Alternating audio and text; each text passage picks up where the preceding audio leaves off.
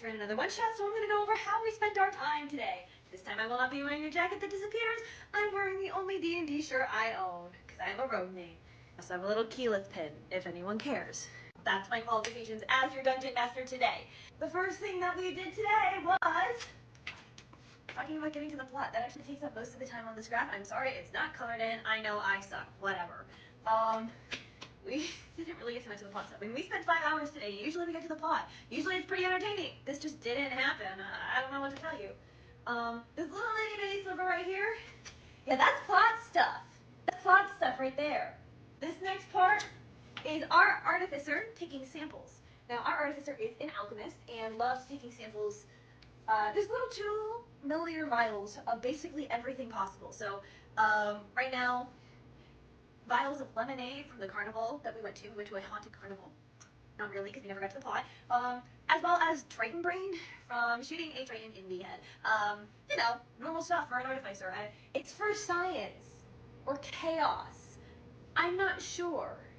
After that, we have rushing through important plot details because they wanted to go to the fortune-telling booth.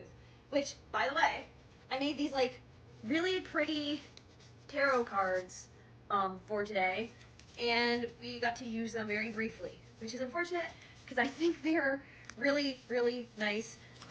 This one is my favorite.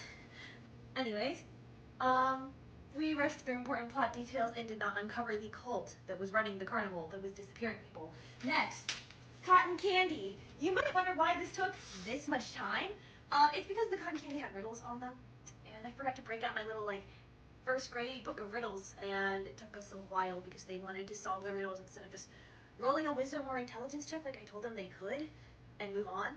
No, we sat there for like 20 minutes eating real cotton candy and also figuring out the riddles.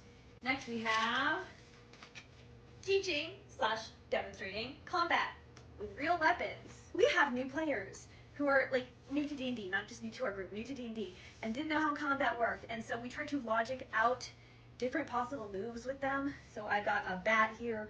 There's a sword around here somewhere. I'm an archer, and had to explain the difference between a bolt and a normal arrow, which always gets me very riled up, because I feel passionate about it. I love shooting a bow. I don't like shooting a crossbow as much, but yeah, real weapons. Really fun demo at my table. Never done that before. Next. This says Phineas and Ferb references, including the theme song. We sang through the whole theme song. There's a lot of Doofenshmirtz references. I'm so glad that Phineas and Ferb is back. I haven't watched the new season yet. I've been rewatching the old season so I can get there. Next is the confronting player character trauma maze. But like, instead of like the characters trying to work through their trauma like I had planned, they sat around just discussing how traumatized they were, like it was some sort of competition, which I guess in this party it kind of is. Everyone has trauma.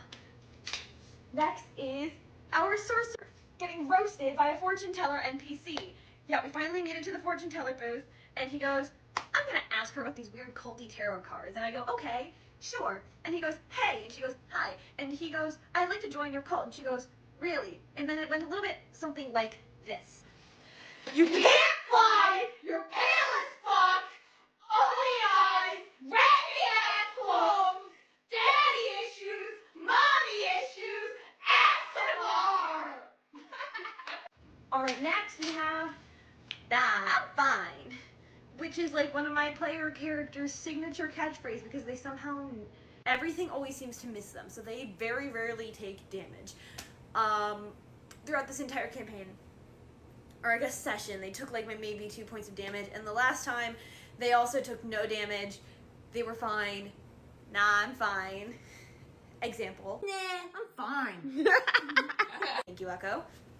Next we have almost dying on a roller coaster. I told you we were at some dingy haunted carnival type thing, and they were insistent on going on the rides, so we went on a broken down roller coaster. And they failed their checks on the seat belts. They also lost their decanter of infinite bees. The bees are fine. We have the bees back. Next, we have carnival themed combat, which is this little sliver right here. There's something under this for the end, but it's this little sliver right here. We did not have time for combat. I think we had our combat round had 4 monsters, 4 players. I don't know why it took that long, even with the explanation. It just took a long time because we kept getting off target. Referring back to this part right here. Last but not least, 100% of the time was spent being gay. Happy Pride Month, D&D community! That is how my D&D party decided to spend their time today.